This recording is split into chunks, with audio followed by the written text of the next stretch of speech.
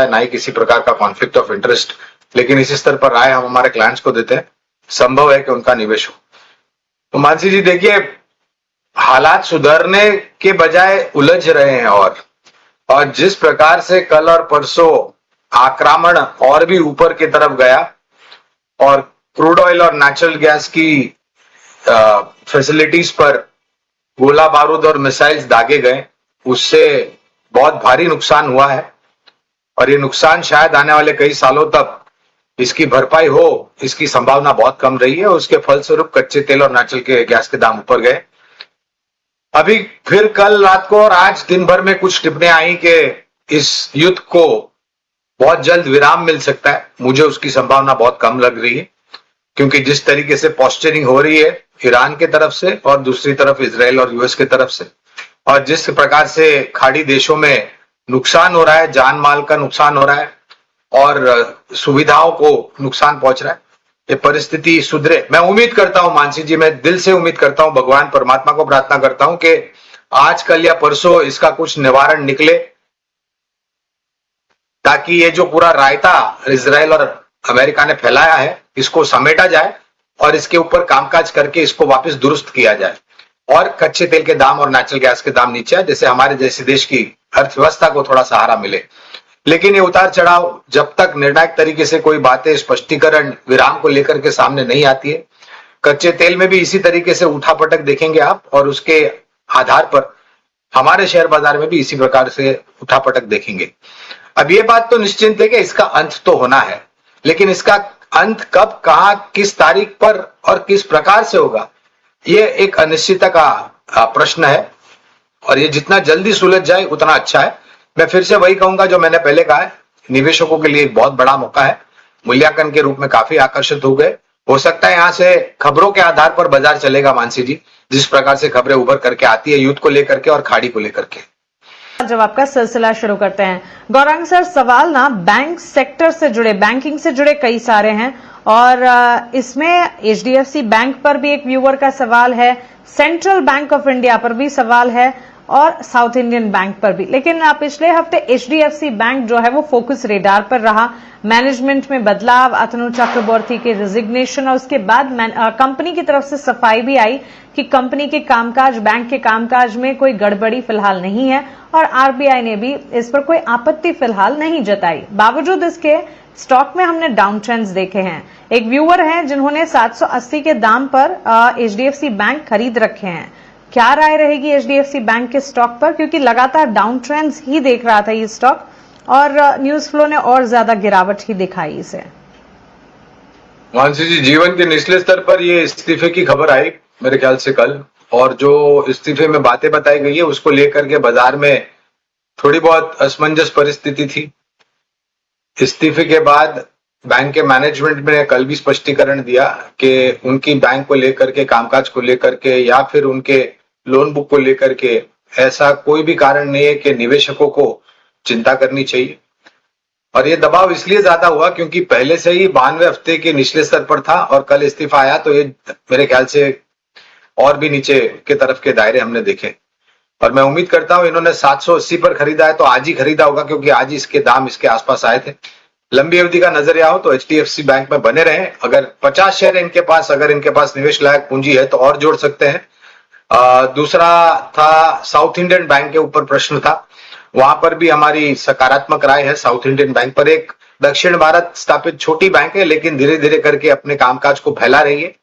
Central bank के ऊपर मैं टिप्पणी नहीं कर पाऊंगा मानसी जी, क्योंकि हमारी कवरेज नहीं है। जी बिल्कुल गौरांग सर। लक्ष्मीकांत जी, आपसे भी एक टेक जानना चाहूंगी। व्यूअर का जो सवाल है सेंट्रल बैंक ऑफ इंडिया पर, इन्होंने करीब 2500 शेयर्स खरीदे हैं 35 रुपए 21 पैसे के दाम पर। लॉन्ग टर्म के लिए होल्ड पोजीशन इंटैक्ट रख सकते हैं। सेंट्रल बैंक का स्टॉक जो है तेजी करीब 2% की दिखाकर लास्ट सेशन में क्लोज जरूर हुआ है, लेकिन पिछले 6 महीने के ट्रेंड अगर आप देखें लगातार ये स्टॉक ने गिरावट दिखाई है। हालांकि 40 के लेवल के ऊपर भी एक बार गया है ड्यूरिंग दिस लास्ट 6 मंथ्स। फरवरी में ही स्टॉक ने 40 के ऊपर के लेवल्स देखे थे, लेकिन अब यहां से आगे व्यूअर के लिए राय क्या होगी और कोई और बैंक पर भी आप अगर टेक देना चाहें तो?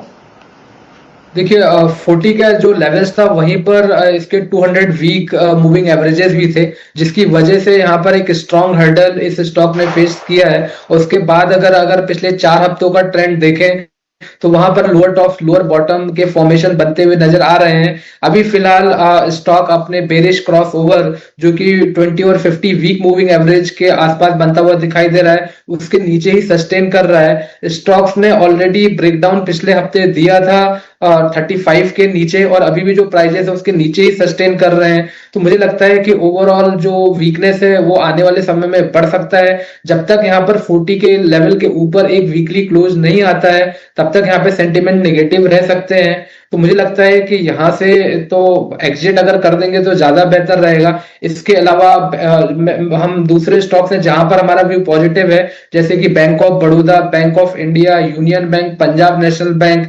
अगर वो वहां पे निवेश होते हैं तो मुझे लगता है कि वहां पर आने वाले समय में इनको एक अच्छा रिटर्न मिल सकता है। ऑलराइट, तो चलिए बैंक्स पर एक पूरा डिटेल नजरिया फंडामेंटली और टेक्निकली हमारे एक्सपर्ट की तरफ से हमने जाना। आगे बढ़ेंगे और अब रुक करते हैं हमारे special segment value investment pick VIP segment का।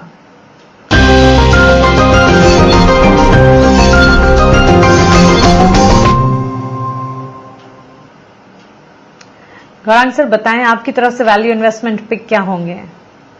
लंबी अवधि के लिए मानसी जी दो विकल्प है। पहला है इंडियन होटल्स, हॉस्पिटैलिटी कारोबार में है और ये जो मौजूदा परिस्थिति है वहां पर थोड़ा दबाव देखने मिला है। लंबी अवधि के लिए इंडियन होटल्स में खरीदारी की राय है। लक्ष्यांक के रूप में करीबन 790 तक के लक्ष्यांक है। दूसरा विकल्प है वित्तीय एनबीएफसी सेक्टर में से रिलायंस ग्रुप की कंपनी है ये जियो फाइनेंशियल सर्विसेज। यहाँ पर भी अगर आप देखें तो 220 के आसपास जाकर के ये थोड़ा बहुत ऊपर गया था, फिर वापस आज थोड़ा बहुत दबाव था। यहां से नीचे की तरफ के दायरे काफी सीमित लगते हैं। लंबी अवधि के लिए 350 के आसपास के अनुमानित लक्ष्यांक है। दोनों ही शेयर में इस तरह से शुरुआत कीजिए और गिरावट पर जोड़ते जाए। ओके, दो स्टॉक्स है वीआईपी कैटेगरी के गौरांग जी की तरफ से जो इस वक्त आप अपने स्क्रीन पर देख रहे हैं। लक्ष्मीकांत जी, आपकी तरफ से कौन से स्टॉक्स होंगे वैल्यू इन्वेस्टमेंट पिक? हमारी तरफ से लॉन्ग और शॉर्ट दोनों रिकमेंडेशन रहेगा। लॉन्ग रिकमेंडेशन की बात करें तो अरविंदो फार्मा में 3 डेज के करेक्शन के बाद आज एक पॉजिटिव फॉर्मेशन देखने को मिला है। डेली के चार्ट्स पर फॉलिंग ट्रेंड लाइन का एक ब्रेक थ्रू भी देखने को मिल रहा है। तो हमें लगता है कि आने वाले समय में यहाँ पर हमें एक स्ट्रेंथ देखने को मिलेगा। इसमें जो हमारा टारगेट रहेगा वो 1340 का रहेगा। स्टॉप लॉस हमें लेकर चलना है 1250 का। और वहीं पर सेल साइड का जो रिकमेंडेशन है वो है हिंडेल्को। हिंडेल्को में काफी लंबे समय से एक साइडवेज मोमेंटम के साथ स्टॉक ट्रेड कर रहा था, बट आज यहाँ पर हमें एक कंसोलिडेशन ब्रेकडाउन देखने को मिला है bearish belt hold candlestick pattern के साथ, और स्टॉक ने अपना जो सपोर्ट लेवल है उसको भी तोड़ दिया है। तो यहाँ पर भी लगता है आने वाले समय में सेलिंग प्रेशर बना रह सकता है। तो यहाँ पर जो हमारा जो टारगेट है वो 825 का है और सेल करते समय हमें स्टॉप लॉस मेंटेन रखना है 910 का।